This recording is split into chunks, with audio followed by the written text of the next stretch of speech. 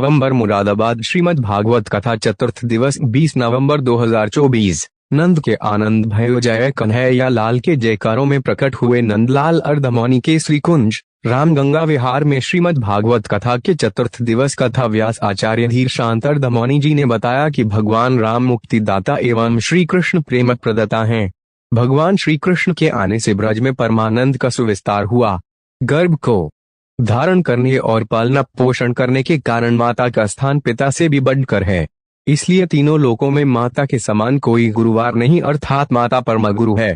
गंगा जी के समान कोई तीर्थ नहीं, विष्णु के समान प्रभु नहीं और शिव के समान कोई पूज्य नहीं और माता के समान कोई गुरुवार नहीं। एकादशी के समान त्रिलोक में प्रसिद्ध कोई व्रत नहीं, अनशन से बढ़कर कोई तप नहीं और माता के समान गुरुवार नहीं। पत्नी के समान कोई मित्र नहीं, पुत्र के समान कोई प्रिय नहीं, बहन के समान कोई माननीय नहीं और माता के समान गुरुवार नहीं। दामाद के समान कोई दान का पात्र नहीं, कन्यादान के समान कोई दान नहीं, भाई के जैसा कोई बंधु नहीं और माता जैसा गुरुवार नहीं। गंगा के किनारे का प्रदेश अत्यंत श्रेष्ठ होता है। पत्रों में तुलसी पत्र, वर्णों में ब्राह्मण और माता तो गुरुओं की भी गुरुवार है। पत्नी का आश्रय लेकर पुरुष ही पुत्र रूप में उत्पन्न होता है। इस दृष्टि से अपने पूर्वज पिता का भी आश्रय माता होती है और इसीलिए वे एक परम गुरु है। धर्म को जानने वाला पुत्र माता पिता को साथ देखकर पहले माता को प्रणाम करे, फिर पिता और गुरुवार को। अपने माता पिता की सेवा करके ही किसी परम धर्मज्ञ व्याध ने उस सर्वज्ञता को पा लिया था जो बड़े बड़े तपस्वी भी नहीं पाते। इसलिए सब प्रयत्न करके माता और पिता की भक्ति करनी चाहिए।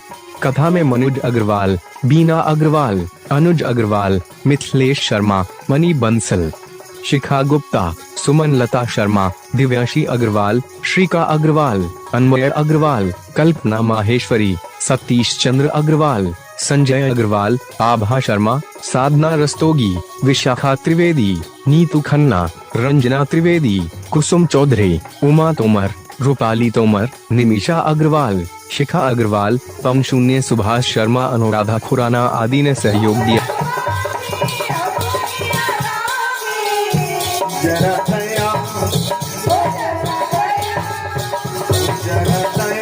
करो रघुवीर, किशोरी मेरी छोटी है।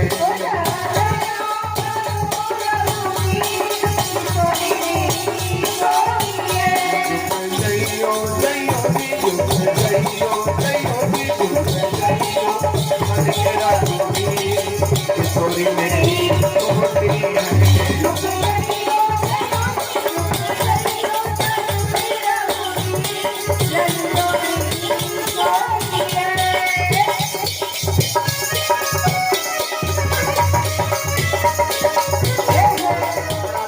चतुर्भुज रूप में आए, संग चक्र गदा लेकर।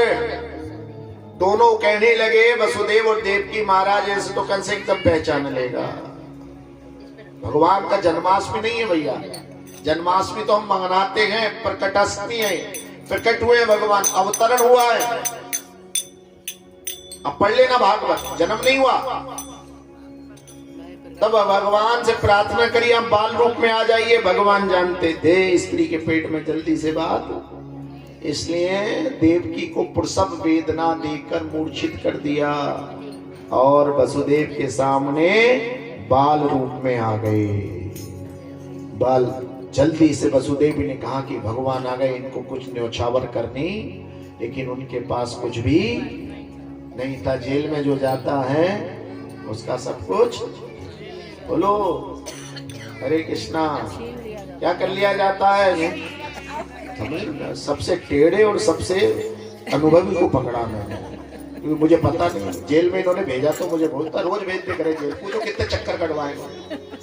सबसे ज्यादा ये जेलरों के अटैच में है और मुझे सबसे ज्यादा भेजते थे। तो भाई साहब फोन आया जेल से, चलो तो सारा सामान क्या कर लेते।